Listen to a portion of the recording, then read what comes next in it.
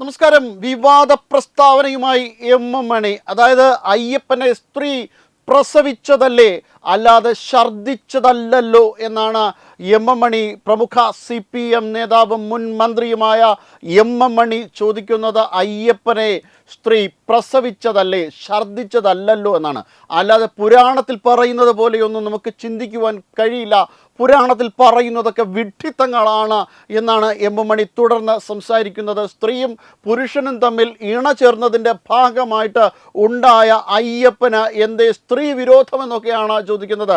അക്ഷരാർത്ഥത്തിൽ തെറ്റായ ഒരു സ്റ്റേറ്റ്മെൻറ്റാണ്, തെറ്റായ ഒരു പ്രസ്താവനയാണ് ഇത് എന്ന് എല്ലാവർക്കും തന്നെ അറിയാം. കാരണം ശബരിമല വിശ്വാസിയായ ഏതൊരു മനുഷ്യനെ സംബന്ധിച്ചിടത്തോളം കൃത്യമായിട്ട് അറിയാവുന്ന ഒരു കാര്യമാണ്. അവിടെ സ്ത്രീകൾക്ക് നിരോധനമില്ല. യുവതി പ്രവേശനത്തിനാണ് താൽക്കാലികമായുള്ള ചില നിബന്ധനകളുള്ള, ചില തടസ്സങ്ങളുള്ളത്. അല്ലാതെ സ്ത്രീകൾക്ക് അവിടെ തടസ്സങ്ങളില്ല എന്നത് ആചാരത്തെ അനുകൂലിക്കുന്ന ഭക്തന്മാരായിട്ടുള്ള എല്ലാ ഹിന്ദുക്കൾക്കും, എല്ലാ അയ്യപ്പ ഭക്തന്മാർക്കും ഇതിനെക്കുറിച്ച് വ്യക്തമായ ധാരണയുള്ള കാര്യമാണ്. എന്നിട്ടും എന്തേ വീണ്ടും അയ്യപ്പ ഭക്തന്മാരെ അപമാനിക്കുന്ന തരത്തിൽ മണി ഇത്തരത്തിലുള്ള പ്രസ്താവനകളുമായി മുന്നോട്ട് വന്നിരിക്കുന്നത് എന്നതിനെക്കുറിച്ച് നമ്മൾ ചിന്തിച്ചാൽ കൃത്യമായി മനസ്സിലാകുന്ന, ശരിയായ രീതിയിൽ മനസ്സിലാകുന്ന ഒരു കാര്യമുണ്ട്. ഈ ഇലക്ഷനോടനുബന്ധിച്ച് മാത്രമാണ് സത്യവാങ്മൂലം തിരുത്തും, അല്ലെങ്കിൽ പണ്ഡിതന്മാരുമായുള്ള ചർച്ചയ്ക്കൊടുവിൽ അവരുടെ അഭിപ്രായങ്ങൾ കേൾക്കും എന്നൊക്കെ പറഞ്ഞുകൊണ്ട് CPM ഇടതുപക്ഷം മുന്നോട്ട് വയ്ക്കുന്ന ഒരു നാടകം മാത്രമാണ് ഇത്. ഇലക്ഷൻ കഴിഞ്ഞു കഴിഞ്ഞാൽ, തെരഞ്ഞെടുപ്പ് കഴിഞ്ഞാൽ തങ്ങളുടെ മുൻ നിലപാടായ സ്ത്രീ പ്രവേശനത്തിനെ അനുകൂലിച്ചുകൊണ്ടായിരിക്കും ഇടതുപക്ഷം സത്യവാങ്മൂലം സുപ്രീം കോടതിയിൽ സമർപ്പിക്കുവാൻ പോകുന്നത് എന്നാണ് ഇതിൽ നിന്ന് മനസ്സിലാക്കാൻ കഴിയുന്നത്. അതായത് ഇടതുപക്ഷത്തിൻ്റെ ഏറ്റവും പ്രമുഖനായിട്ടുള്ള നേതാവാണ് മണി ഇത്തരത്തിലുള്ള പ്രസ്താവനകൾ നടത്തുമ്പോൾ അതിൽ നിന്നും മനസ്സിലാക്കാൻ കഴിയുന്നത് തീർച്ചയായിട്ടും ഇടതുപക്ഷത്തിൻ്റെ നിലപാടെന്നാൽ അവിടെയുള്ള സ്ത്രീ പ്രവേശനം തന്നെയാണ്. ഇപ്പോൾ താൽക്കാലികമായി ഹിന്ദുക്കളുടെ കണ്ണിൽ പൊടിയിടുവാൻ വേണ്ടിയിട്ട്, അയ്യപ്പ ഭക്തന്മാരുടെ കണ്ണിൽ പൊടിയിടുവാൻ വേണ്ടിയിട്ടാണ് ഇടതുപക്ഷം ഈ രീതിയിൽ സ്ത്രീ പ്രവേശനത്തിൻ്റെ കാര്യമൊക്കെ പുനർചിന്തനത്തിന് ഒരു കളം തയ്യാറാക്കുന്നത്. എന്നാൽ തെരഞ്ഞെടുപ്പ് കഴിഞ്ഞാൽ തീർച്ചയായിട്ടും അത് ഒരു പഴയ നിലപാടിലേക്കായിരിക്കും പോകുക എന്നതാണ് ഇപ്പോൾ മനസ്സിലാക്കാൻ കഴിയുന്നത്. അതായത് ശബരിമലയെ അപമാനിക്കുന്നതോടൊപ്പം പുരാണങ്ങളിൽ പറയുന്നതെല്ലാം വിഡ്ഢിത്തങ്ങളാണ് എന്നുകൂടി മണി കൂട്ടിച്ചേർക്കുന്നു. സ്ത്രീയും പുരുഷനും തമ്മിലുള്ള ഇണ ചേർന്നതിനെ തുടർന്നാണ് ഒരു സന്താനം ജനിക്കുന്നത്.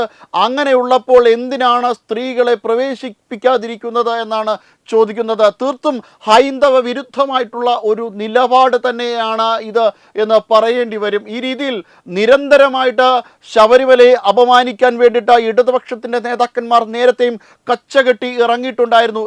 സ്വരാജ് പറഞ്ഞത് അയ്യപ്പൻ്റെ വിവാഹം കഴിഞ്ഞു, അയ്യപ്പൻ മാളികപ്പുറത്തമ്മയെ വിവാഹം കഴിച്ചു എന്നാണ് സ്വരാജിൻ്റെ നിലപാടായിരുന്നത്. അതോടൊപ്പം തന്നെ ആർത്തവ രക്തത്തിൽ പൊതിഞ്ഞ അയ്യപ്പനെ വരച്ചു ചേർത്തുകൊണ്ടാണ് DYFIയും SFIയും ശബരിമലയെ നേരിട്ടത്.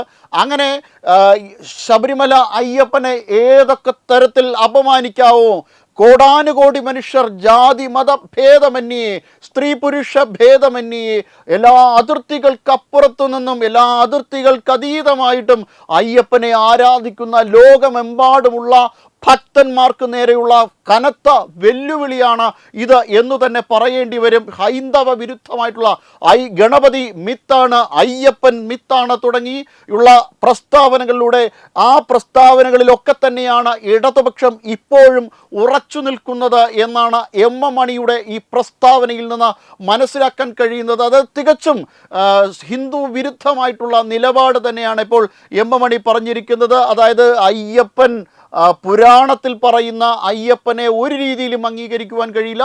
പുരാണങ്ങളെല്ലാം തന്നെ വിഡ്ഢിത്തമാണ്. സ്ത്രീ പ്രവേശനം അവിടെയില്ല. സ്ത്രീകൾക്കെതിരായിട്ടുള്ള നിലപാടാണ്. കാരണം സ്ത്രീ പുരുഷ സംഗമത്തിൽ കൂടിയാണ് കുഞ്ഞു ജനിക്കുന്നത്. അങ്ങനെയുള്ള കുഞ്ഞു ജനിക്കുമ്പോൾ എങ്ങനെയാണ് സ്ത്രീകളെ മാറ്റി നിർത്താൻ കഴിയുക എന്നൊക്കെയാണ് ചോദിക്കുന്നത്. അവിടെ സ്ത്രീകളെ മാറ്റി നിർത്തിയിട്ടില്ല എന്നുള്ളതാണ് ശരിയായിട്ടുള്ള ഒരു കൃത്യമായ ആചാരം എന്ന് പറയുന്നത്.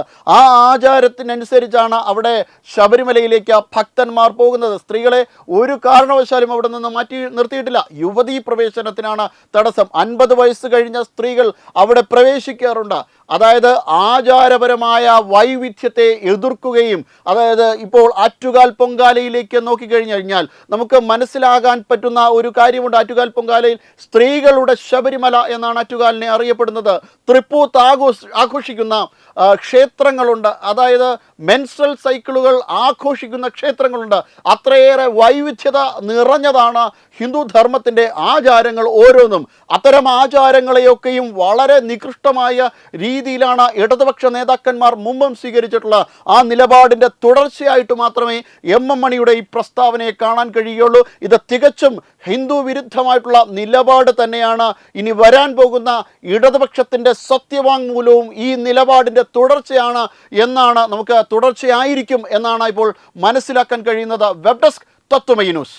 HIV അണുബാധ സന്തോഷപൂർണമായ ഒരു ജീവിതത്തിന് തടസ്സമല്ല. HIV അണുബാധയ്ക്ക് ഫലപ്രദമായ ചികിത്സ ഇന്ന് ലഭ്യമാണ്. ഇതിന് യഥാസമയം അണുബാധ കണ്ടെത്തുന്നതും കാലേക്കൂട്ടി ചികിത്സ നടത്തേണ്ടതും അത്യാവശ്യമാണ്.